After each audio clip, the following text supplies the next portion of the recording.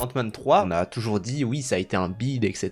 Parce que 300 millions de budget, ça a rapporté 300 millions. Et vu qu'il n'y a pas le marketing dedans, bon, gros bid. En fait, non. Il y a eu un petit breakdown du budget, donc du coup, ça a coûté 388 millions. Tout ça pour un truc relativement moche, très oubliable. Combien il a coûté déjà Godzilla Minus One? Moins de 15 millions. Ant-Man 3, 388 millions, il n'y a pas de problème. Bah, ça représente bien la crise d'Hollywood et comment ils ne savent plus gérer leur argent. En fait. Le salaire d'un acteur, c'est moins que Minus One. Ouais. Et du coup, en fait, ce qui s'est passé, c'est que le film a rapporté donc 322 millions. Pas beaucoup, du coup, par rapport à son budget. Mais ce qu'il y a eu, c'est qu'il y a eu des crédits d'impôt qui ont été appliqués parce que le film a été tourné en partie en Grande-Bretagne. Et donc, la Grande-Bretagne a donné des crédits d'impôt, des larges crédits d'impôt. Ça a permis finalement de générer un tout petit profit, 88 000 $. C'est rentable, hein? Ouais, c'est rentable. Finalement, ça veut dire que le film est rentable. Et en fait, moi, ce que je trouve ouf, c'est quand même que même dans des cas où ça n'a pas eu un succès, que ça soit critique, commercial, ils arrivent toujours à douiller pour avoir un succès quand même, quoi. À l'échelle classique, tu vois, ça rapporte beaucoup d'argent. C'est juste que les coûts de production, etc., et les attentes sont tellement hautes que c'est ridicule de voir tout ça. Ouais.